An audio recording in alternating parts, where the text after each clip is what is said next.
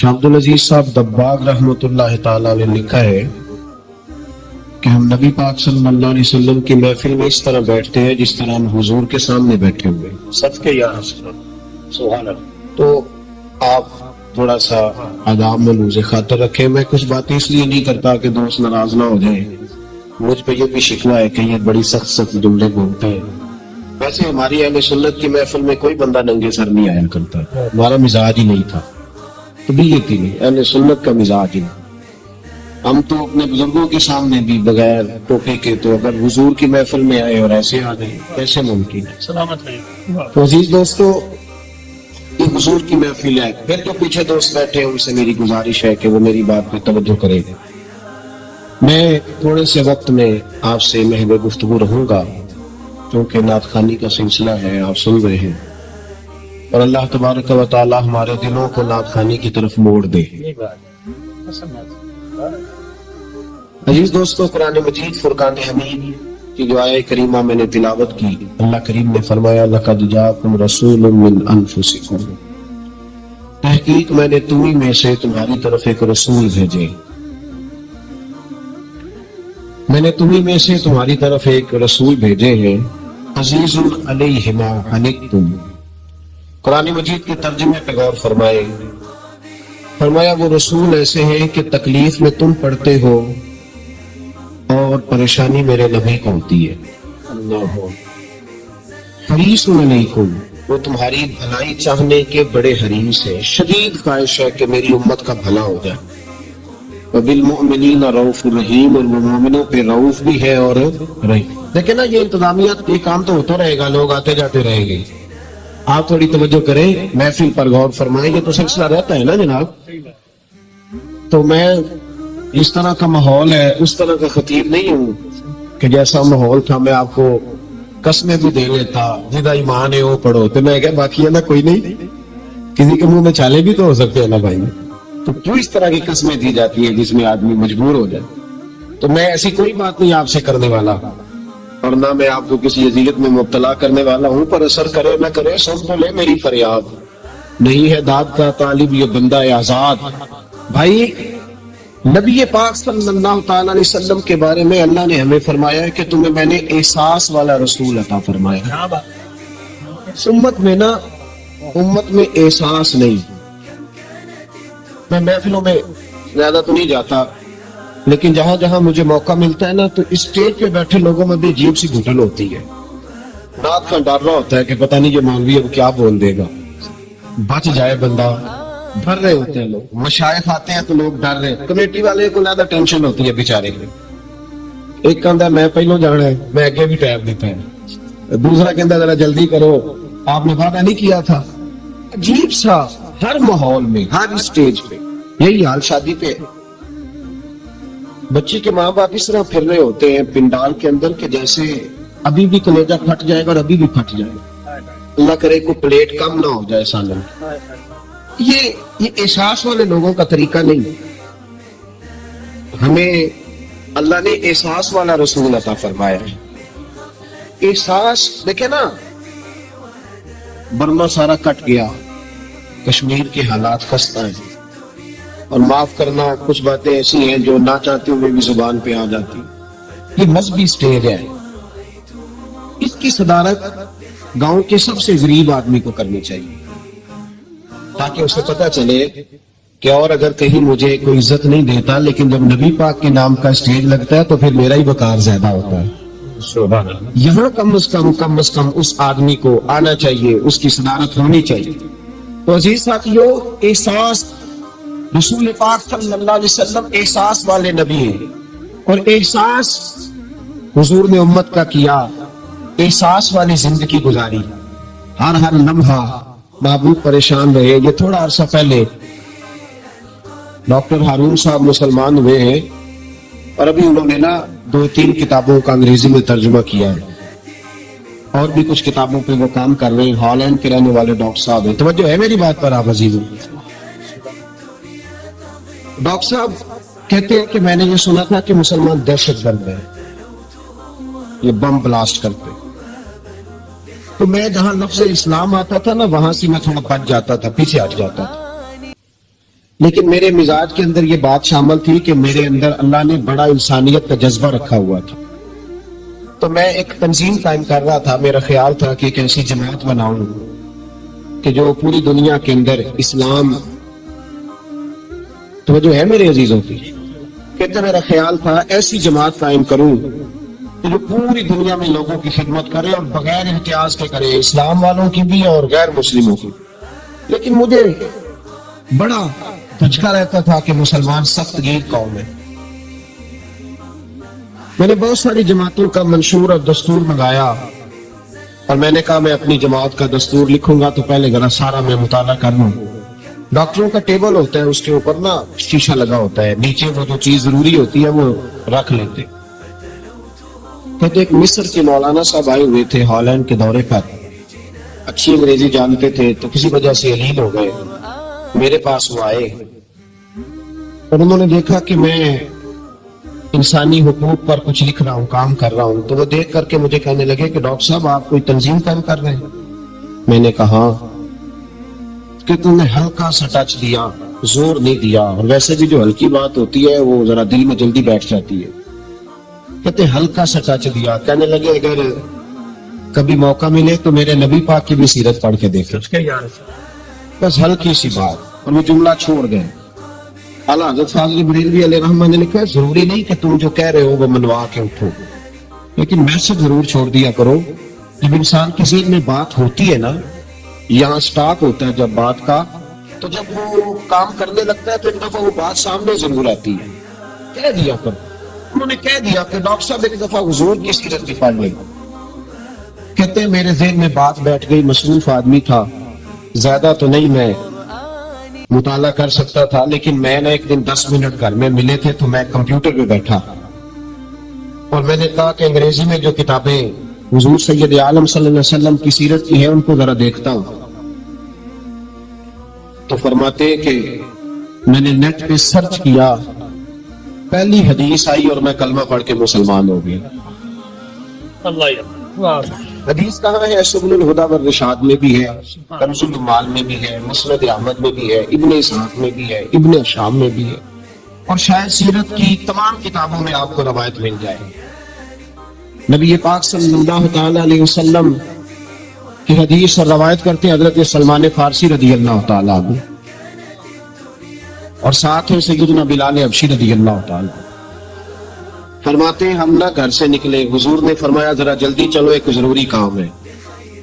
فرماتے ہیں بڑی تیزی کے ساتھ آج روٹین سے ہٹ کر محبوب نے تیز تیز قدم مبارک اٹھائے، تیز تیز، اور فرماتے ہیں ایک گلی ہم نے کراس کی، دوسری گلی میں جو پہنچے تو پھٹے پرانے کپڑے، سادی سی بیوی، اور حالت بتاتی تھی کہ بیچاری کسی غریب گھر کی ہے. وہ سڑک پہ کھڑی تھی اور رو رہی تھی. میرے کریم رسول نے فرمایا بلال اسے پوچھو کیا مسئلہ ہے، کیوں روتی ہے؟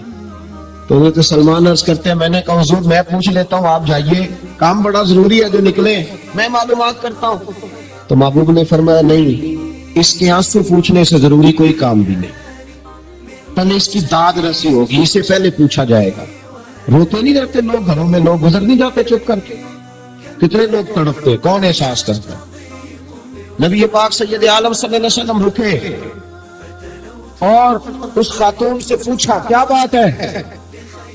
اس نے کہا کہ بات کوئی بھی نہیں، میرا ایک ہی موٹا سا مسئلہ ہے. کہا وہ کیا؟ کہنے لگی میں غریب ہوں، اور غریبی بذات خود بہت بڑا گناہ ہوتی ہے، لوگ بڑا جرم سمجھتے ہیں اس کو بذات خود.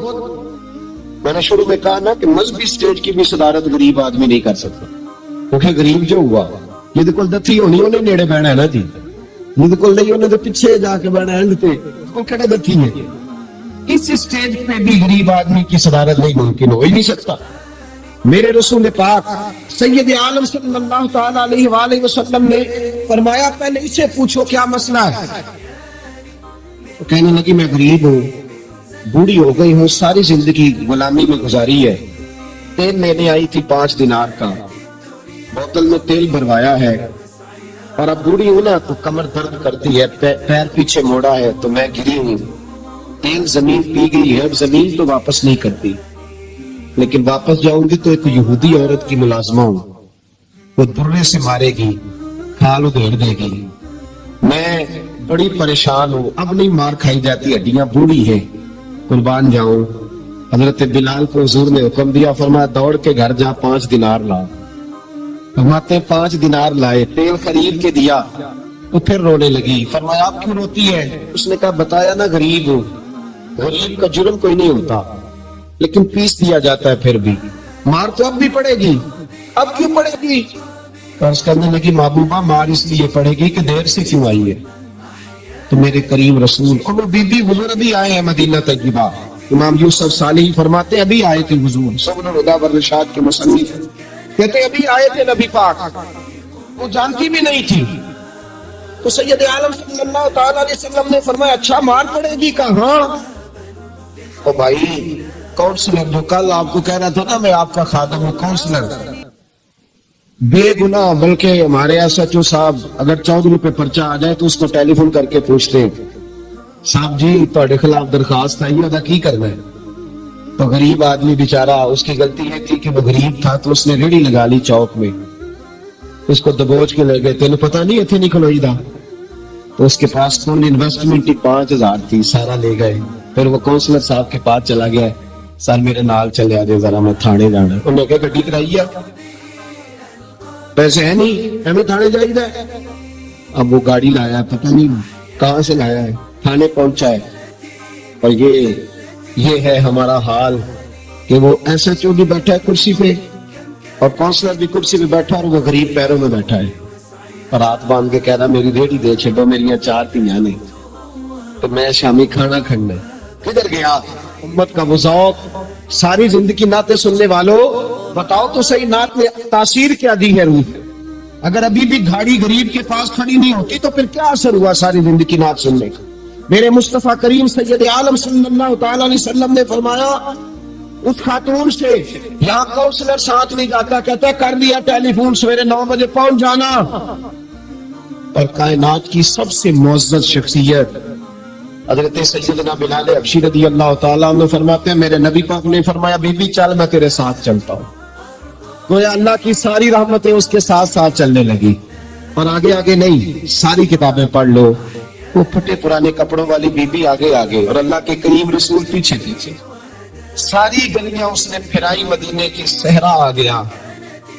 एक दरवाजे पर दस्तक दी, से मालकन आई।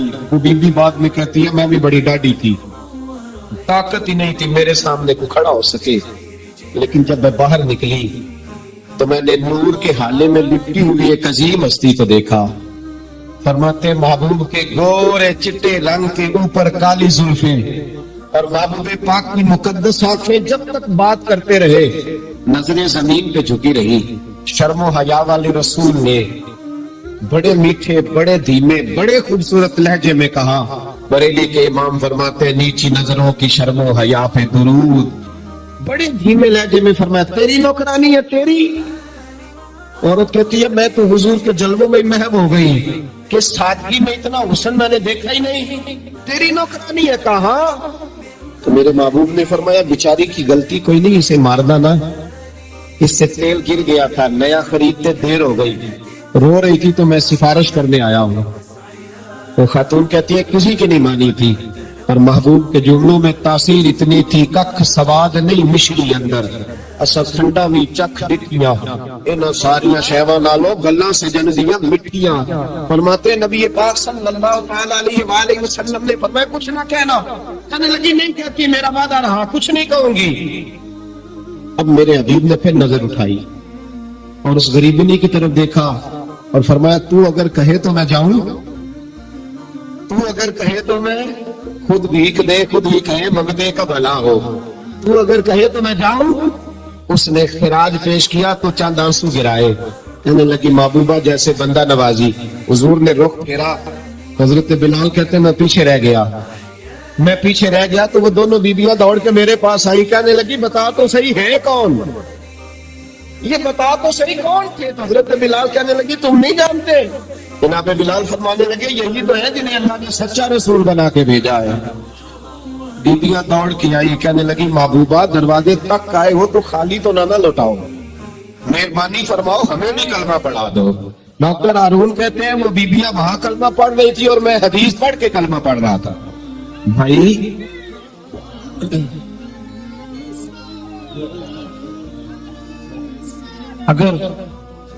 अगर दौलत एहसास है ना, फिर तू जिंदा है। जो जिंदा होता है उसमें लचक होती है, जो मर जाता है वो अकड़ जाता है। अगर जिंदगी है तो फिर एहसास होना चाहिए। अगर तेरे अंदर जिंदगी है तो फिर एहसास है, और अगर तेरे अंदर एहसास नहीं रहा ना तो फिर जिंदगी जिंदा दिली का नाम है। मुर्दा दिल क्या खाक जिया करते, एहसास से मुरब्बत पैदा कर। थोड़ा सा दाएं बाएं भी देखे, थोड़ा पलट कर भी देखे कि कहीं आपकी जरूरत तो नहीं। थोड़े माँ बाप को रोटियों की जरूरत नहीं रही, वो मिल जाती है, ओल्ड हाउस भी है। अब उनको इतने कपड़े जोड़ों की जरूरत नहीं, बूढ़ों का तो एक चारपाई और एक लिहाफ में भी गुजारा हो जाता है। अब बूढ़ों को जरूरत पड़ी है कि औलाद उन्हें टाइम दे, कोई आधा घंटा उनकी चारपाई पे बैठे, कुछ उनसे कोई बातचीत तो करे। सारा जमाना ही मजलूब हो गया यार, किसी के पास वक्त ही नहीं किसी को देने के लिए। अश्क शोई का फरीजा ही कोई सर अंजाम नहीं देता। एहसास, तबीयत में एहसास करे। अगर तू पराठों पे बैठा है तो कल्टस वाला भी इंसान होता है, और अगर तू बैठा है ना GLI पे तो भाई मोटरसाइकिल वाला भी बंदा ही होता है, उसे भी एहसास इंसान ही समझा कर। और अगर तूने 5.5 लाख की हैवी बाइक खरीद लिया तो साइकिल वाले भी इंसान ही होते, उनका भी ख्याल कर। अपनी जिंदगी में दूसरों को भी देखे, एहसास पैदा करे। ये हमें हमारे रसूल ने बयान फरमाया है, ये हमें हमारे नबी ने सिखाया है। और एहसास की शिद्दत, मैं पता क्या देखता हूँ, ये बुजुर्ग की सीरत पढ़ता हूँ ना, तो मेरे से एक जुमला बार बार आता है। नबी पाक सल्लल्लाहु अलैहि वसल्लम तक ना रसाई बड़ी आसान थी लोगों की, रसाई बड़ी। ਹੁਣ ਤੇ ਜਿੰਨਾ प्रोटोकॉल वजीर ਦਾ ਹੈ ਉਹਨਾਂ ਹੀ ਪੀਰ ਦਾ ਹੈ। 10 ਬੰਦੇ इधर ने ਤੇ 5 ਬੰਦੇ ਪਿਛਾ ਹੋ ਜਾਓ। ਇਹਨੂੰ ਖਾਣ ਲੱਗੀ है कुछ है क्या होने लगा? कुछ नहीं होता, कोई खाने नहीं लगा। लोग तबर्रुक के लिए अगर हाथ लगाएंगे तो मर जाएगा कोई। निकले इन चीजों से बाहर। अगर आज मैंने टाइम नहीं दे रहा तो पीर साहब का वक्त दे रहे हैं, वो भी तगड़ा आज वड्डी कार आला, और मेरे वर्गे पीर साहब उठ के इस्तकबाल करने जाते भी तो मेरी ख्वाब च आया सी ते माड़ा अजे तो पुछदे लंगर खादा ही, लंगर खा फिर तेरे नाल मुलाकात करने हुण ते लंगर भी 6 किस्मां दा पकदा है। जीप तमाशा लग गया से बाहर निकले, बाहर आए इन चीजों से और देखे कितने लोग हैं जो आपके थोड़े से आगे बढ़ने से आपकी, और कई गरीब लोग हैं जिनको हमने टाइम नहीं दिया तो अकीदा बदल गए, नजरिया बदल गए। अगर आप टाइम देते, उनसे उसने सलूक करते, मैं ये सब मोअज़्ज़ज़ लोग हैं, मैं उस तरह की तनकीद का कायल नहीं हूँ तो जिसमें बहुत सारी जगहों पे ये ऐसा काम करते हैं जिससे मसलक को बड़ा हसीन फायदा होता है। मैं उस तरह की तनकीद का कायल नहीं, लेकिन मेरा ख्याल ये है कि बहुत सारे महफिलें कराने वाले ऐसे थे जिनकी हौसला शिकनी हुई तो महफिलें करानी छोड़ गए, तो बहुत सारा काम रह गया दीन का, बहुत सारा। अगर हौसला अफजाई होती, अगर हमारे अंदर थोड़ा थोड़ा एहसास रहता तो बहुत सारी जगह यकदम सारा काम बैक हो रहा। इसकी वजह यह है कि हौसला अफजाई नहीं है, कमजोरियां बड़ी आ गई। सुने और याद रखे, हजरत अनस बिन मालिक रज़ियल्लाहु तआला अन्हु फरमाते हैं मैं जिंदगी में रोया कभी नहीं था, क्योंकि मैं जब हुजूर की गुलामी में आया तो बच्चा था और अभी मुझे रोने के तरीके नहीं आते थे। पर आशिक दा काम ही रोना तोड़ा, ते बिना रोयो नहीं मंजूरी। ये आशिक सदा ही रोंदे रहंदे भावे वसल हुए ते भावे दूरी। बहरहाल मैं बात जल्दी समेट दूंगा, आ रहा हूं समेटने की जानिब। पैगाम मैंने दे दिया, जो मैंने बात शुरू में की थी वो आपकी खिदमत में अर्ज कर दी मैंने। मेरा मैसेज यही था, समझिए। हजरत अनस कहते मैं बचपन मेरा था तो मैं कभी रोया नहीं था। तो जो है मेरी बात का फरमाते मैं रोता नहीं था। बच्चे तो रोते ना, टॉफी ना मिले, रोटी ना मिले, लेकिन आप निसाई शरीफ और तबरानी पढ़िए। हजरत अनस कहते मैं छोटी उम्र में एक दिन रो पड़ा। किस दिन? फरमाते हैं बदर के कैदी आए और क्योंकि सहाबा से उन्होंने बड़ा जुल्म किया था, बड़ा मारा था कुरैश मक्का ने, हमने तो मार खाई नहीं ना। हालांकि दीन की सच्चाई ये है, बुखारी शरीफ में मेरे नबी पाक ने फरमाया जो मुझसे सच्चा प्यार करे उसकी तरफ मुसीबतें दौड़ के आया करती है। ये सच्चाई है दीन की, और सही बुखारी में मुतवातर दर्जे की हदीस है।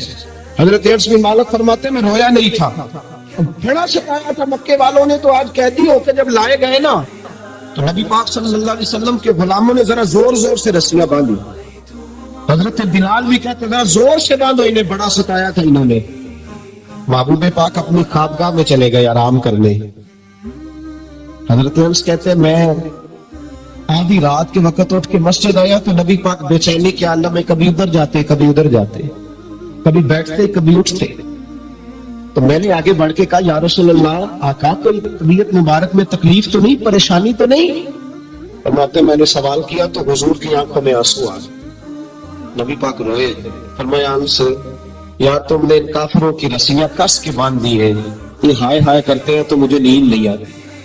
بلاؤ ابو بکر صدیق کو، فاروق اعظم کو، مولا علی کو، ان کو بلاؤ، ان سے کہو ان کی رسیاں ذرا ڈھیلی کر دے، یہ ڈھنگ سے سو جائیں گے تو میں بھی سو جاؤں گا، بلاؤ. حضرت انس کہتے ہیں میں کبھی نہیں رویا تھا، اور مصطفیٰ کا جملہ سنا تو بچپن میں میرے آنسو نکل گئے. حضور اتنا احساس، اور ان لوگوں کا جنہوں نے اتنا ظلم کیا ہے، احساس ختم ہوتا جا رہا ہے. معاشرہ دکھوں کا شکار ہے، آزمائشیں اتنی زیادہ ہیں. اصل میں ہم جو لوگ ہیں نا تھوڑے گاڑیوں میں گھومنے والے، ہمیں یہ احساس نہیں رہا کہ آج بھی کچھ اماں ایسی ہیں، آج بھی کچھ مائیں ایسی ہیں جن کے بیٹے منت کرتے ہیں کہ یار یہ موبائل میرا 3000 کا ہے پر چلو 3500 کا لے لو، میری اماں کی دعائی آنے والی ہے. ابھی بھی یہ رنگ ہے. چونکہ مجھے نہیں نا پتا، میں کار میں گھومتا ہوں، مجھے کیا پتا کہ ساروکی سے گجرا والا کا کرایہ کتنا ہے، اور مجھے کیا پتا کہ اگر کسی نے جانا ہو گجرات تو بسیں کتنی بدلنی پڑتی ہیں. یہ احساس تم سے ہوگا جو جائے گا، احساس زندگی میں پیدا کرے. یہ احساس ہمیں ہمارے رسول نے عطا فرمائے، یہ احساس کی دولت نبی پاک نے ہمیں دی ہے. حضرت ام ہانی رضی اللہ تعالیٰ عنہ مولا علی شیر خدا کی ہمشیرہ ہے.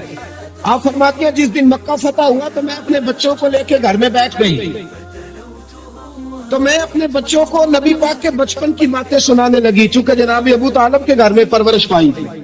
تو حضرت ام ہانی کہتی میں اپنے بچوں کو بتا رہی تھی، میں کہہ رہی تھی میرا بھائی بچپن میں بڑا عظیم تھا، میرے بھائی کی چھوٹے ہوتے بھی آج سے بڑی اعلیٰ تھی، میں بتا رہی تھی.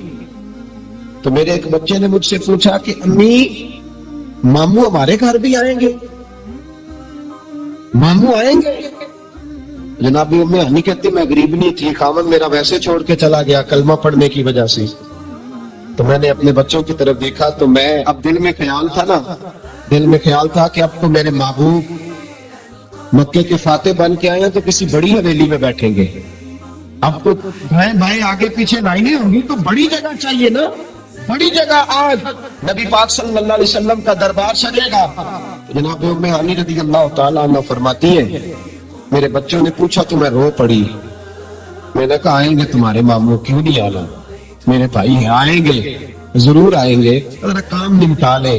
اور فرماتی ہیں ساتھ ہی آنسو تھے کہ بڑا سارا گھر ہو تو حضور آئیں، سارا مکہ آج غلام بن گیا ہے، 10,000 کا لشکر مدینے سے آیا ہے، میرا چھوٹا سا گھر ہے کہاں بٹھاؤں گی. فرماتی ہے میں رو ہی رہی تھی کہ میرے دروازے پہ دستک ہوئی اور میں نے بے دل ہو کے دروازہ کھولا. کون ہے دروازے پہ؟ کہتے دھیمی سی آواز آئی ام ہانی دروازہ کھول، میں محمد عربی تیرے دروازے پہ کھڑا. جناب ام ہانی فرماتی ہیں جھٹ سے میں نے دروازہ کھولا تو دریا آنسوؤں کا بہا. میرے پاس تو ٹوٹی چٹائی تھی، پرانا تکیہ، کھجور کی چھال، نرم و نازک بھی نہیں، میں نے بچھایا. تو محبوب پاک نے فرمایا سارا مکہ دعوتیں دے رہا تھا میرے گھر آئے. تو میں نے کہا کیوں کسی کے گھر جاؤ، میری اپنی بہن جو موجود ہے، میں یہاں بیٹھوں گا کھل کے. اور پھر فرمایا چل میرے لیے کھانا لا، بے تکلفی سے. فرمایا جس آرام سے یہاں بیٹھ سکتا ہوں کہیں اور تو نہیں نہ بیٹھ سکتا، کھانا لاؤ. جناب ام ہانی فرماتی کل کی پڑی ہوئی روٹی لائی، تھوڑا سا سرکہ، اور ایسا کوئی محبوب کہیں ہوگا نہ کہیں ہے، بیٹھا ہے چٹائی پہ مگر عرش نشیں ہے. محبوب پاک صلی اللہ علیہ وسلم نے بڑی رغبت سے کھایا سرکہ شہد. اور پھر میرے محبوب نے فرمایا بیٹھ جا، چل تو کوئی بات سنا میرے والد عبداللہ کی، اور میں تجھے بات سناتا ہوں اپنی اماں آمنہ کی. چلو اپنوں کی کوئی باتیں کرتے ہیں. ساری رات ہی بیت گئی. احساس کی دولت. بھائی گزر جاتا ہے بہن کے محلے سے، پر 10 منٹ ٹائم نہیں کہ چلو بیچاری سے مل لوں. میں اکثر کہتا ہوں میرے جیسے پیر کو کڑکتا نوٹ 5000 کا دو نا، پیر صاحب دعا کرنا، انہیں دعا رٹی پکی ہے، اللہ بھلا کرے اللہ خیر کرے، سارے نہیں کوئی ہے اللہ ماشاء اللہ. اور بہن کو کبھی پرانا جوڑا بھی دیا ہو نا اٹھا کے پرانا، تو وہ ساری رات آنسوؤں سے دعا مانگتی رہتی ہے یا اللہ میرے بھائی کی خیر کر دی، یا اللہ میرے بھائی کی خیر. یہ احساس رشتوں کا، تعلقات کا، یہ میرے نبی پاک کی سیرت ہے. محرم شریف کا مہینہ ہے، مجھے ارشاد فرمایا جا رہا تھا کہ کچھ ذکر اہل بیت بھی ہو جائے. وقت نہیں ہے کہ میں کوئی بات ایسی چھیڑوں، لیکن یزید جامع مسجد دمشق کا خطیب تھا، جمعہ پڑھاتا تھا. تو جو ہے میری بات پر، یزید خطیب تھا، پگڑی باندھتا تھا، جمعہ پڑھاتا تھا. کیوں نکلے امام حسین اس کے خلاف؟ شاہ عبدالعزیز محدث دہلوی کو پڑھ لیں، البدایہ پڑھ لیں، ابن اسیر پڑھ لیں، تبری پڑھ لیں، ابن کثیر، کوئی سی بھی کتاب تاریخ کی جو معتبر کتابیں، مدینے سے کربلا تک اور کربلا سے بیضا تک، مقام بیضا تھے جناب سیدنا امام حسین کی شہادت تک، جہاں بھی امام حسین نے خطبہ دیا ہے آپ نے فرمایا یزید چونکہ شرابی ہے، چونکہ مجرے دیکھتا ہے، چونکہ اللہ کے حلال کو حرام اور حرام کو حلال کہتا ہے، لہذا مسلمانوں کا حکمران بن سکتا. اور شاہ عبدالعزیز صاحب نے لکھا ہے کہ ایک دفعہ حضرت امیر معاویہ رضی اللہ تعالیٰ عنہ کے زمانے میں وہ مدینے کے مضافات میں کسی گاؤں میں آیا تھا، تو امام حسین نے اپنی آنکھوں سے اسے شراب پیتے دیکھا تھا. تو امام حسین نے فرمایا شرابی اور مجرے دیکھنے والا یہ حکمران بن سکتا؟ ہمارے حکمران پتہ کس طرح کا پاکستان چاہتے ہیں؟ جس طرح کا دبئی میں ہے. شیخ زید اسلامک سینٹر میں جاؤ، سونی مسجد، بہترین اے سی، کھجوریں بھی، پانی بھی، مشروب بھی سارے پیو، اور 3 کلومیٹر پہ کلب بھی بنا ہوا ہے. یہ والا اسلام یزید چاہتا تھا. کہتا سی تہاڈی نماز تو نہیں ڈک دے، تانوں سونی مسجد پا کے دینے ہیں، تسی ساڈی شراب نہ ڈکیا جی. امام حسین نے فرمایا یہ میرے نانا کا دین ہے، اس میں گڑبڑ ہو سکتی. اللہ کہتے ہیں وَلَا تَلْبِسُوا الْحَقَّ بِالْبَاطِلِ وَتَكْتُمُوا الْحَقَّ وَأَنْتُمْ تَعْلَمُونَ. نہ حق کو باطل میں ملاؤ گے، نہ حق چھپاؤ گے. اس میں تمہیں حق اور باطل کو ایک کرنے کی بھی اجازت.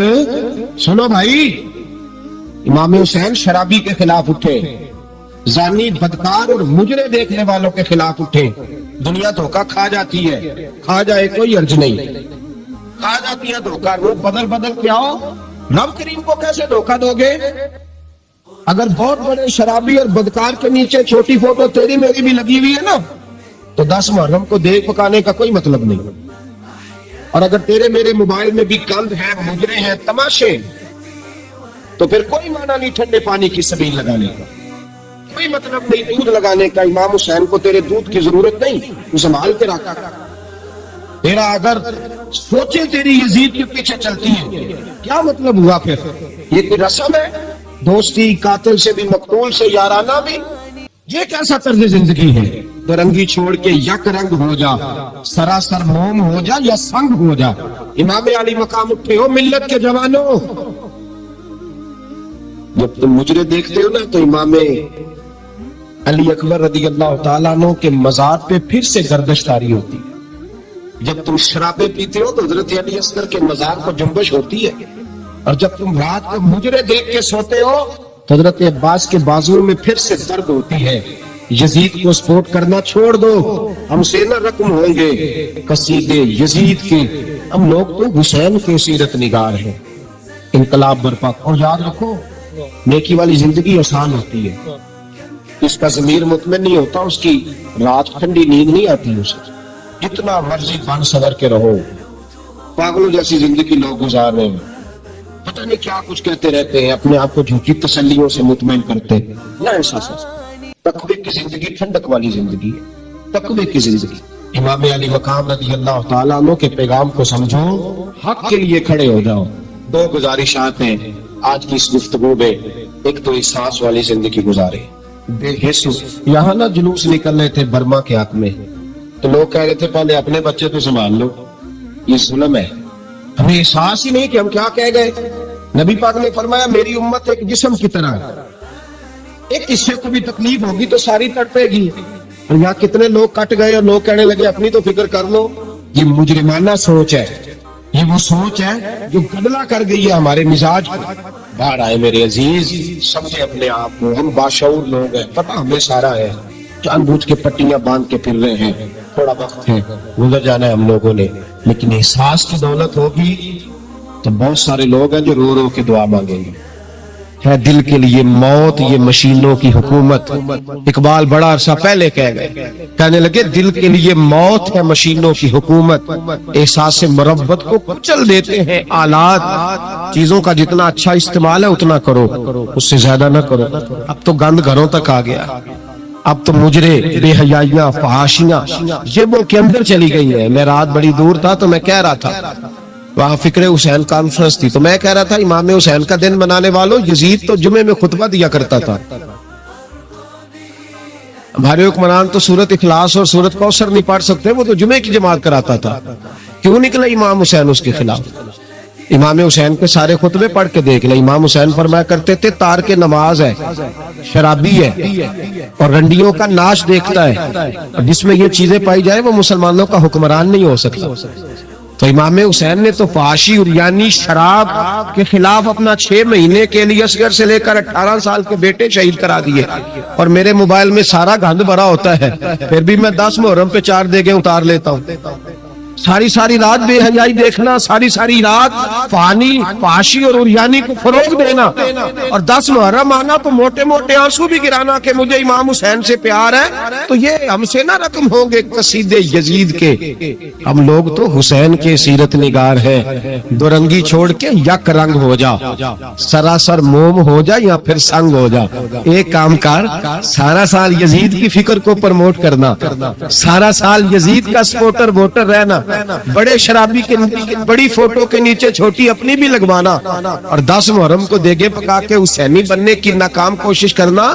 تو بھائی عام لوگوں کو تو دھوکہ دیا جا سکتا ہے, مصطفیٰ کریم کی آل کو نہیں دیا جا سکتا, ان کو نہیں دھوکے دیے جا سکتا. تو میرے عزیزوں, ضمیر کی زندگی, باطن کی زندگی, وہ جو احساس پیدا ہوتا تھا کسی کو تھپڑ مار کے, وہ جو احساس حضرت محمد بن ابو بکر رضی اللہ تعالیٰ عنہ فرماتے ہیں, اس کو صاحب سبل الہدی والرشاد امام یوسف صالحی نے نقل فرمایا. کہتے ہیں کہ میں حضور کے ساتھ ایک جنگ پہ گیا تو واپس ہم آ رہے تھے, تو اس جنگ میں بڑی فتح ہوئی. 5واں حصہ مال غنیمت کا ہم نے سرکار کی بارگاہ میں نذرانہ پیش کیا تو 80 اونٹ حضور کے حصے میں بھی آئے, اتنا نفع ملا. واپس آ رہے تھے تو ایک جگہ شام کا وقت ہو گیا, کچھ علاقہ اچھا ملا, تو حضور نے فرمایا سفر آگے نہ کرو, یہیں پڑاؤ کر لو, پتہ نہیں آگے جا کے کوئی ایسی اچھی جگہ میسر آئے نہ آئے. حالانکہ حضور سارا کچھ جانتے ہیں, پر تعلیم امت کے لیے فرمایا یہی. کہتے خیمے لگ گئے, رک گئے, ایک ایک خیمے میں 2-2 4-4 آدمی. فرماتے میرے خیمے میں حضرت محمد بن ابو بکر, جناب ابو بکر کے صاحبزادے, میرے خیمے میں جو صحابی تھے نا وہ بڑے موٹے تازے تھے, بڑے وجود ان کا, بسطۃ فی العلم والجسم, موٹے تگڑے. مغرب کی نماز پڑھنے ہم حضور علیہ الصلوۃ والسلام کی بارگاہ عالی مرتبت میں حاضر ہوئے, حضور کے پیچھے نماز پڑھی اقتداء میں. کہتے نماز مکمل کر کے نا تو صحابی کا دل کیا میں دست بوسی کروں. اس زمانے میں لوگ لکڑی کے جوتے پہنتے تھے, کھڑاؤں کہا جاتا تھا. حضور کے قدمین شریفین پر نالین مقدس نہیں تھے, اور حضور کا وجود نا بڑا نازک تھا. صحابہ کہتے ہیں جب دست مبارک میں ہاتھ ملاتے تھے تو حضور کا دست مبارک کستوری سے زیادہ خوشبو والا ہوتا تھا, اور برف سے زیادہ ٹھنڈا ہوتا تھا. تو فرماتے حضور کی بارگاہ میں نا نماز کے بعد جب صحابہ بکھرے تو وہ بھی آگے بڑھے سلام. یہ کچھ لوگ آتے ہیں سلام لینے, مجھے بڑی تکلیف ہوتی ہے جب دھکے لگتے ہیں نا, تو میں کہتا ہوں یار نہ آیا کرو, ہم کون سا کوئی اتنے اعزاز والے لوگ, پھر دھکے لگ. اور کچھ اتنی محبت سے سلام لیتے ہیں, اتنی محبت سے سلام لیتے ہیں کہ کئی دفعہ جوڑ ہل جاتے ہیں, اتنا زبردست سلام لیتے ہیں. پیچھے کھڑے ہوتے ہیں تو ہاتھ کھینچ لیتے ہیں. اب وہ طبیعت بھی نہیں چاہتی کہ کسی کو کچھ کہا جائے, لیکن وہ بعد میں محسوس ہوتا ہے کہ یہ محبت ہوئی ہے, اور محبت میں معاملات بڑے دور نکل جاتے ہیں کئی دفعہ. تو محبت تو اس کا نام ہے کہ محبوب کو آسانی کس بات میں ہے, محبوب کو آسانی کس بات میں ہے. محبت اس چیز کا نام, اس چیز کا نام نہیں کہ میں کیا خواہش کر رہا ہوں, محبوب وہ والی کرے نا. وہ راضی کس بات میں ہے, میں گڈی تے ہاتھ ڈور سجن دے, وہ جنج رکھنے اونج رہنا ہے. واجب نہیں جے وچ شریعت مندہ قسم نو کہنا. بات تو یہ ہے کہ اس کو آسانی کس بات میں, عام دام برسرے مطلب. وہ سلام لینے کے لیے جب آگے بڑھے نا تو جوش میں دوڑ کے آگے بڑھے, حضور کے دستے مبارک کو چوما. لکڑی کے جوتے پہنے تھے, حضور کے قدم مبارک میں جوتا نہیں تھا, انہوں نے اپنے پیر سے حضور کا پیر دبا دیا. تو جو ہے میری بات، یہ باٹا کے جوتے پہننے والا جب کسی کا پیر دباتا ہے نا اور بندہ بھی تگڑا ہو تو ایک دفعہ سمجھ آتی ہے کہ کسی نے پیر دبایا ہے. تو محبوب کے دست مبارک میں چھڑی رہتی تھی، سنت مبارکہ ہے چھڑی رکھنا، آسا مبارک. جب اس صحابی نے پیر دبایا نا تو نبی پاک اب وہ چھوڑ بھی نہیں رہے، دیر ہو گئی، پیر پہ پیر رکھ کے کھڑے. تو تکلیف محسوس کی سرکار نے تو چھڑی پیٹ میں چبھائی، فرمایا یار میرا پیر تو چھوڑ دے. اب وہ پیچھے ہٹے تو بڑے پریشان ہوئے کہ یہ مجھ سے کیا ہو گیا، کانپنے لگے، رونے لگے. حضور نے فرمایا کوئی بات نہیں، جاؤ. صحابہ نے بھی ذرا گھور کے دیکھا، محبوب نیچے بیٹھ گئے، اپنا قدم مبارک دبایا. حضرت محمد بن ابو بکر کہتے ہیں اپنے خیمے میں ہم لوگ چلے گئے، عشاء کی نماز بھی حضور کے پیچھے پڑی، پر وہ صحابی ساری رات سو نہیں سکے. یار یہ مجھ سے کیا ہو گیا، گرا جو ان کی نگاہ سے وہ سنبھل نہیں سکتا. میں نے حضور کو تکلیف دی، محبوب کو تکلیف دی. کہتے وہ تڑپنے لگے، رونے لگے. یہ مجھ ساری رات میں تسلی دیتا کہ یار وہ کوئی ایسی ویسی بات نہیں، اللہ نے ہمارے محبوب کو رحمت للعالمین بنایا. اور حضور جانتے ہیں کہ تو نے جان بوجھ کے ایسا نہیں کیا، لیکن وہ اندر کا جو ہے نا وہ ماحول وہ ان کو سونے نہیں دیتا. کہتے ہیں سحری کا وقت ہوا، تہجد کا. سیدنا بلال حبشی آئے، خیمے کے باہر کھڑے ہو کہنے لگے بندہ کدھر ہے جس نے کل مغرب کے وقت حضور کا پیر دبایا، کدھر ہے؟ کہتے ہیں اب تو وہ اور ڈرے اور کہنے لگے لگتا ہے میری مذمت میں قرآن آ گیا. محبوب کی غیر ارادی بے ادبی بھی اللہ کو پسند نہیں. کہا لگتا ہے آیتیں آ گئی، پتہ نہیں میرے بارے میں کیا حکم آیا ہوگا، آپ اپنے ابا سے کہہ کے میری سفارش کرائیں گے، جناب صدیق اکبر سے کہیں گے کہ ایسا نہ ہو کہ میری دنیا بھی جائے اور آخرت بھی جائے. کہتے تڑپتے سسکتے در رسول پہ پہنچے، سحری کا وقت، حضور تشریف فرما ہے. کہتے اب میں اور وہ منتظر تھے کہ کوئی ایسا حکم آئے گا، پتہ نہیں کیا بنے گا، اور اس حکم کے معاملے میں پھر کہاں تک بات جائے گی. قربان جائے جب حضور کے سامنے کھڑے ہوئے تو سارا کچھ جاننے والے محبوب نے اپنی امت کی تعلیم کے لیے فرمایا بھائی عشاء کے بعد ہی تجھے بلانے کا ارادہ ہوا تھا، پھر خیال آیا کہ تو کہیں سویا ہوگا، شہری میں لوگ اٹھ جاتے ہیں تہجد کے لیے، اس لیے تجھے بلایا ہے. فرماتے ہیں اب انتظار تھا کہ وہ بڑی بات آئے، ڈر رہے تھے، لیکن قربان جائیں نبی پاک نے پیر دبانے کا ذکر ہی نہیں فرمایا. حضور فرمانے لگے بلایا اس لیے ہے کہ کل شام میں نے تیرے پیٹ میں چھڑی چبھو دی تھی، تجھے تکلیف ہوئی ہوگی تو اللہ کی رضا کے لیے معاف نہیں کر دیتا. جناب محمد بن ابو بکر کہتے ہیں پہلے تو وہ اکیلا روتا تھا، اب ہم سب نے رونا شروع کر دیا. حضور آپ کیا فرمانے؟ کہنے لگے نہیں یار بیچارے کا پیٹ بڑا ہے، میں نے چھڑی چبھو دی، اس کو تکلیف ہوئی ہوگی. اور کیا لفظ ہے حدیث میں، محبوب فرمانے لگے میں ساری رات سو نہیں سکا.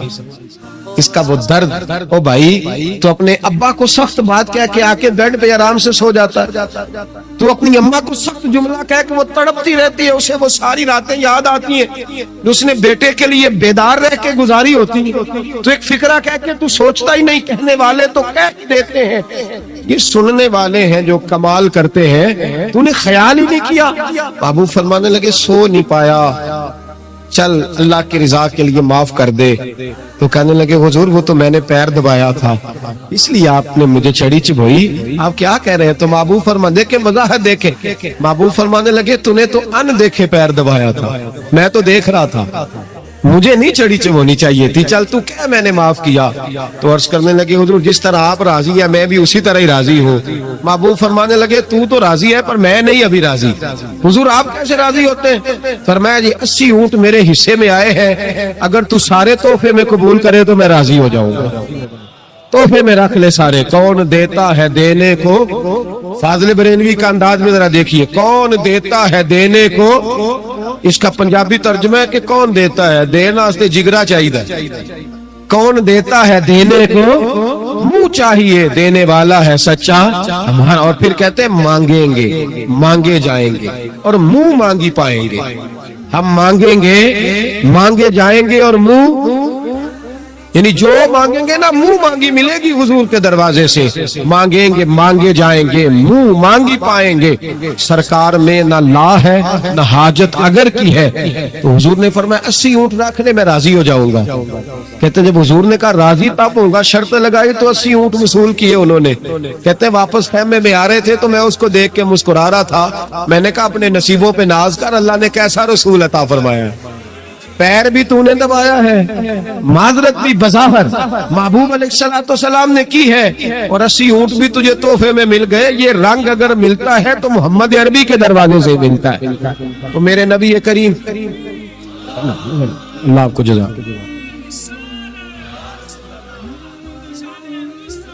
میرے بھائی جو مضمون میں نے آپ کی خدمت میں چھیڑا ہے نا، جو بات وہ یہ ہے کہ احساس، اندر جو کمی ہے نا، جو غلطی ہے اس کا یہ نہ دیکھے سامنے والا کیا کر رہا ہے، کہتے نہیں میں صحیح سے صحیح ہوں اور برے سے، تو یہ کمال ہے کوئی؟ صحیح سے تو سارے صحیح ہوتے ہیں، اچھے سے تو کہتے جی بندہ اچھا ہے نا۔ ایک بندہ مجھے کہنے لگا جی مجھ سے غلط بات نہیں برداشت ہوتی، تو میں نے کہا صحیح بات برداشت کرنے کی ضرورت بھی نہیں ہوتی، اس لیے کہ وہ بات ہی صحیح ہوتی ہے۔ مجھ سے غلط بات برداشت تو پھر مثلا برداشت پھر کیا ہوتا ہے؟ صحیح بات تو برداشت کرنے کی ضرورت ہی، غلط بات ہی تو برداشت کرنی ہوتی ہے کہ برداشت کر کے سامنے والے کو سمجھایا جائے، اسے قائل کیا جائے، اسے کہا جائے کہ تو غلطی پہ ہے لیکن اس کی بات برداشت کی جائے۔ اینٹ کا جواب پتھر سے دے دینا یہ کوئی کمال ہے؟ کمال ہے اس کا نام کہ غلط بات برداشت کی جائے؟ صحیح بات تو ہوتی صحیح ہے، اس میں برداشت کرنے والی کیا بات ہے؟ میرے بھائی احساس پیدا کریں، کہاں کس سے کمی رہ گئی۔ حضرت سالبہ بن عبد الرحمن حضور کے صحابی ہیں، نبی پاک صلی اللہ علیہ وسلم نے فرمایا جاؤ فلاں آدمی کو بلا کے لاؤ۔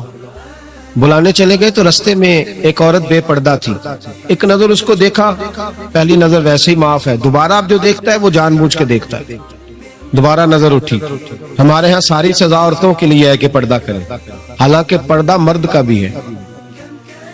جی گھورنے لگ گئے آپ مجھے، پردہ اس طرح عورتوں کو حکم ہے نا کہ نظریں نیچی رکھو، اسی طرح مردوں کو بھی حکم ہے کہ تم بھی اپنی نظریں، اگر عورت سامنے بے پردہ آ جائے گی تو مرد یہ نہیں کہے گا دیکھو یہ پردہ ہی نہیں کر دی، اب وہ کیا کرے گا؟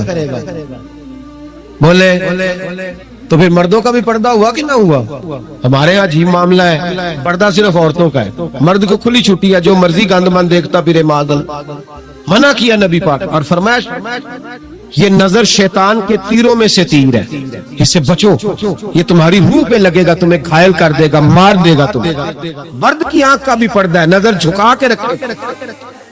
سالبہ بن عبد الرحمن رضی اللہ تعالیٰ عنہ گزر رہے تھے، یہ سالبہ نام کے 7 صحابی ہیں محبوب کے، بعضوں کا خیال آتا ہے کہ فلاں سالبہ کی بھی ہم نے 7 صحابی ہیں، اسے ایک نام عبداللہ نام کے خدا جانے کتنے صحابی، 20 میری نظر سے گزر چکے۔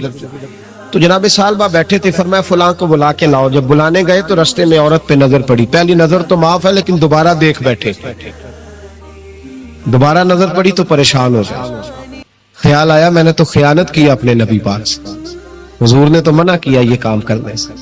اب واپس حضور کے پاس نہیں آئے، جنگل میں چلے گئے۔ ابن قدامہ نے کتاب التوابین میں اس روایت کو لکھا ہے، کہتے 40 دن وہ پہاڑوں میں روتے رہے کہ یا اللہ مجھ سے غلطی ہو گئی۔ کتنے دن؟ اب ہمارا شغل ہے، اس کو لوگ گناہ ہی نہیں سمجھتے، بدنگاہی تو کوئی گناہ ہی نہیں، اب تو یہ شغل ہے۔ اب تو ہمارے ہاں معاذ اللہ تعالیٰ سیانے بیانے بندے بیچ بیٹھے ہوتے ہیں جب یہ باتیں ہو رہی ہوتی ہیں، یہ شغل ہے ہمارا۔ اب تو ابا کے سامنے بچہ وال پیپر گندی تصویر کا لگایا ہوتا ہے پر وہ کہتا ہے عمر ہے نا جی، عمر ہے نا جی، یہ پتہ ہی نہیں ہے کتنا گند کر رہا ہے، یہ تباہ ہو جائے گا روحانی طور پر اگر یہ گند دیکھنے میں الجھ گیا۔ تو امام شافعی کا فتویٰ ہے جس کی نظر گندی ہوتی ہے اس کا حافظہ کمزور ہوتا ہے، وہ کوئی بڑا کام نہیں کر سکتا، وہ نفسیات کا مریض ہو جاتا ہے جو گندی نظر والا آدمی ہوتا ہے۔ ہمیں پتہ ہی نہیں کہ ہمارے مسائل اصل میں ہے کیا۔ 40 دن جنگل میں روتے رہے، 40 دن۔ محبوب سارا کچھ جانتے تھے پر خاموش رہے۔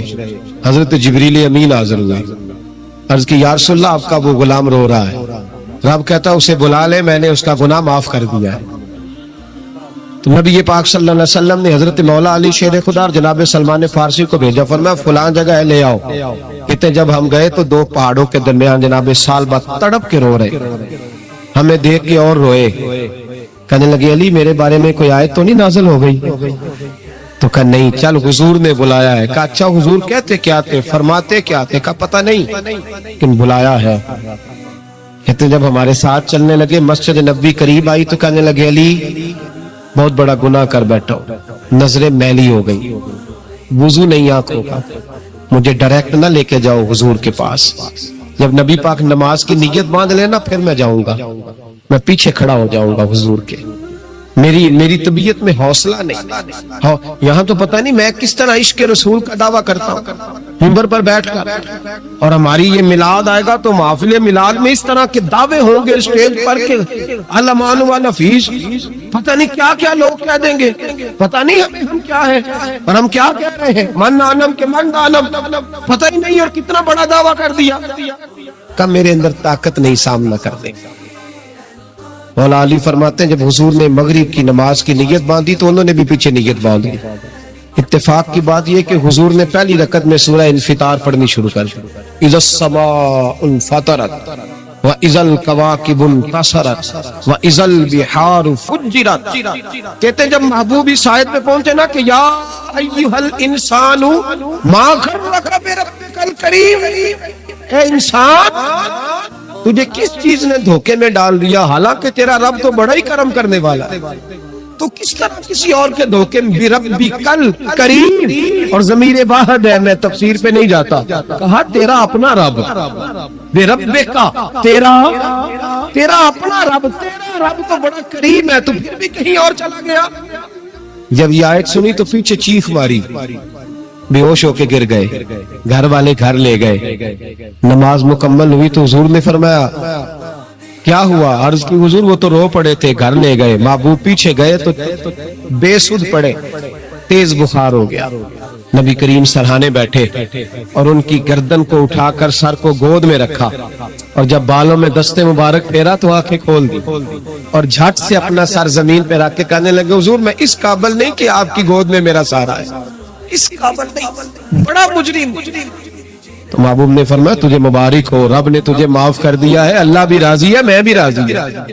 اب حضور کے قدموں کے قریب آئے تو کہنے لگے حضور آپ راضی ہیں؟ کہا راضی ہوں۔ فرمایا پھر میرے لیے دعا کرے، اللہ اسی رضا میں مجھے قبول کر لے۔ بس یہ بات ہوئی تھی، انہوں نے کلمہ پڑھا تو روح پرواز کر گئی۔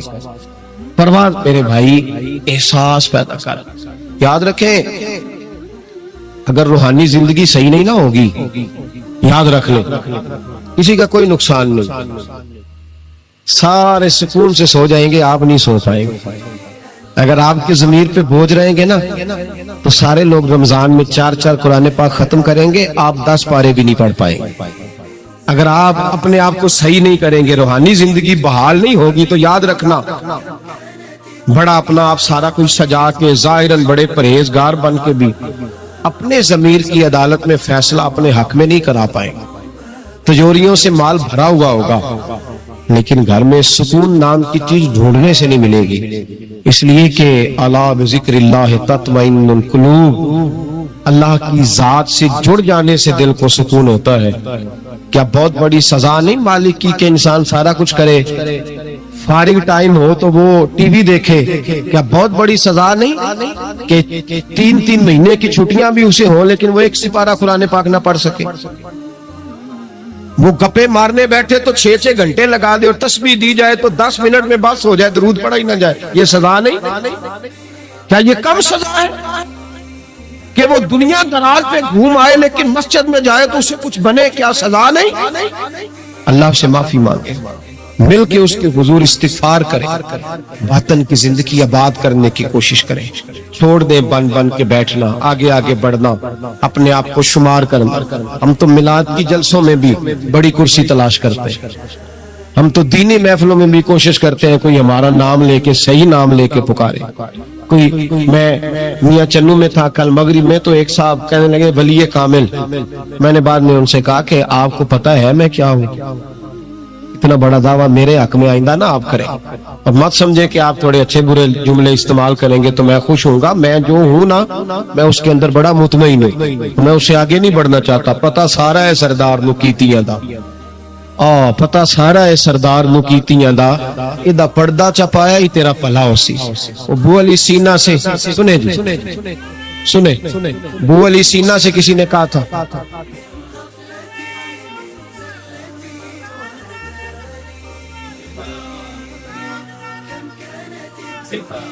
اب ان کی اس بات پر اور اس عمل پر ایک شعر سن لے میاں محمد بخش صاحب کا. میاں صاحب کہا کرتے تھے جتن جتن ہر کوئی کھیڑے تو ہارن کھیڑ فقیرہ. جتن جتن یہ تو ساری دنیا کرتی ہے نا کہ میں جیتنے جا رہا ہوں. کہتے ہیں جتن جتن ہر کوئی کھیڑے جتن جتن ہر کوئی کھیڑے تو ہارن کھیڑ فقیرہ. جتن دا مل کوڈی پہندہ ہی ہارن دا مل ہیرا. جتن دا مل کوڈی. بو علی سینہ سے کسی نے کہا کہ کیا محسوس کرتے ہو آج کل کچھ حالات بہتر ہے؟ تو بو علی سینہ چونکہ حضرت ابو الحسن خرقانی کے مرید تھے. ہاں سائنسدان ہونے کے ساتھ ساتھ صوفی تھے درویش تھے. تو بو علی سینہ کہنے لگے کیا کہتے ہو حالات کس طرح کے؟ کہنے لگے مجھے اپنے گناہوں کا پتہ ہے. اتنے بڑے گناہوں کے باوجود میری پردہ دری نہیں ہو رہی. یہ تھوڑا انعام ہے اللہ تعالیٰ کا. اور اسی زمین پر اس کی نافرمانی کرتا ہوں. اس نے رہنے کے لیے جگہ دی ہوئی ہے. تھوڑا احسان ہے اس کا. میں صبح سے شام تک کتنی نافرمانیاں کرتا ہوں پھر بھی پیٹ بھر کے روٹی دیتا ہے. یہ تھوڑا احسان ہے. تو کہہ رہے آگے بڑھا ہے کہ نہیں. یہ بڑی بات ہے کہ اس نے زمین پہ رکھا. اعلیٰ حضرت فاضل بریلوی کے والد مولانا نقی علی خان صاحب رحمت اللہ تعالی علیہ امام المتکلمین ان کے حالات میں لکھا ہے ایک آدمی کو آپ نے نا جگہ دی کو 10 مرلے آپ کا پلاٹ تھا یا 5 مرلے کا. اس نے کہا حضور کچھ دنوں کے لیے چاہیے. تو آپ نے وہ جگہ ان کو دے دی جیسے محلے دار دوست کو شادی بھی ہے. اور 10-15 دن کے بعد چابی مانگی. انہوں نے دے دی تو کچھ درخت انہوں نے کاٹ لیے کچھ اپنی مرضی کی ترمیم کر لی. مولانا نقی علی خان صاحب رحمت اللہ علیہ ناراض ہو گئے. فرمانے لگے میری زمین تھی مجھ سے پوچھ تو لیتے کوئی تبدیلی کرنی. تم پتا نہیں میری مرضی کے خلاف تم نے میرے پلاٹ پر یہ کیوں تبدیلی کی. یہ اس آدمی کو کہہ کے نا تو 2 منٹ گزرے تو چیخ مار کے رو پڑے. کہنے لگا حضور کیا ہوا؟ فرمانے لگے سوچتا ہوں میری 10 مرلے کی زمین پر میں نے تمہیں اپنی مرضی نہیں کرنے دی اور میں روز اللہ کی زمین پر اپنی مرضی کرتا ہوں. روز رب یہ خیال آ گیا. فرمانے لگے جاؤ بھائی جاؤ مجھ سے غلطی ہو گئی جاؤ. یہ سوچ جب پیدا ہوتی ہے پھر بندہ روز نکھرتا ہے. پھر روز وہ غسل کرتا ہے باطن کا. پھر روز ہر جگہ سے اسے نیا سے نیا سبق ملتا ہے. بڑا بندہ وہ نہیں ہوتا جو 20-30 کاریں لے کے چلتا ہے. بڑا وہ ہوتا ہے جو کسی اور کو بڑا سمجھتا ہے. جو اپنے آپ کو چھوٹا سمجھتا ہے میرے نبی پاک فرماتے ہیں اللہ اسے بڑائیاں عطا فرما دے. ترمذی میں حدیث ہے. آج کا سبق آج کا پیغام یہ ہے کہ تزکیے کی کوشش کرے. وَإِنَّكَ لَعَلَىٰ خُلُقٍ عَظِيمٍ. خلق عظیم جو اللہ نے ہمارے نبی کو دیے اور حضور نے ہمیں عطا فرمائے محبوب کے صدقے اس طرف جائے. کردار میں اعلیٰ پن پیدا کر. الذی خلق الموت والحیات لیبلوکم ایکم احسن عملا. اللہ فرماتے ہیں کہ میں نے موت اور حیات اس لیے پیدا کی ہے کہ تمہارے عمل کی کوالٹی چیک کی جائے. انڈسٹری میں جب مال بنتا ہے نا تو اس کی کوالٹی چیک کی جاتی ہے. یہ عام ہے یہ خام ہے یہ وی آئی پی ہے یہ وی آئی پی ہے. فرمایا الذی خلق الموت والحیات لیبلوکم ایکم احسن عملا. موت اور حیات کوالٹی دیکھنے کے لیے پیدا کی ہے کہ تم میں احسن عمل کون کرتا ہے. اچھا عمل دیکھے کس کا ہے. باقی اپنے آپ کو بنانے سوارنے سے تھوڑا تھوڑا بچیں. ایک قدم تھوڑا پیچھے ہٹے اپنی ذات کے لیے تو انشاءاللہ روحانیت کے لیے 11 قدم آپ کے آگے جائیں گے. دعا کرتا ہوں جو کچھ میں نے کہا اللہ اسے قبول فرمائے اور جہاں ہم بھول گئے مالک ہم سے درگزر فرمائے. آمین. ہمیشہ مدحت خیر الانام میں گزرے. دعا ہے یہ عمر درود و سلام میں گزرے. آخر دعا کریں. اللہم صلی علی محمد معدن الجود والکرم وعلی وبارک وسلم. اللہ کریم ہماری اس حاضری کو قبول فرما. ہمارے گناہوں کو معاف فرما. ہماری غلطیوں سے درگزر فرما. جو ہم کہتے ہیں سنتے ہیں سمجھتے ہیں جانتے ہیں اس پر ہمیں عمل کی بھی توفیق عطا فرما. اللہ نیکی کے رستوں پہ چلنا ہمارے لیے آسان بنا دے. گناہ اور بدی سے قلبی نفرت عطا فرما. مسجد کا پیار عطا فرما. قرآن پاک کی محبت عطا فرما. درود و سلام کے ذائقے عطا فرما. اپنے محبوب علیہ السلام کے دروازے کی سچی گدائی عطا فرما. ہماری اولادوں کو بھی نیک فرما. اللہ انہیں اپنا قرب عطا فرما. اپنے محبوب کی گدائی عطا فرما. ہمارے حاجی عمران صاحب نے، کاشف صاحب نے، جن دوستوں نے یہ خوبصورت اہتمام کیا، انہیں دارین کی برکتیں عطا فرما، دین دنیا کی نعمتیں عطا فرما. اللہ ہماری زندگی تیزی سے گزر رہی ہے، ہم سے کوئی دین کی خدمت لے لے.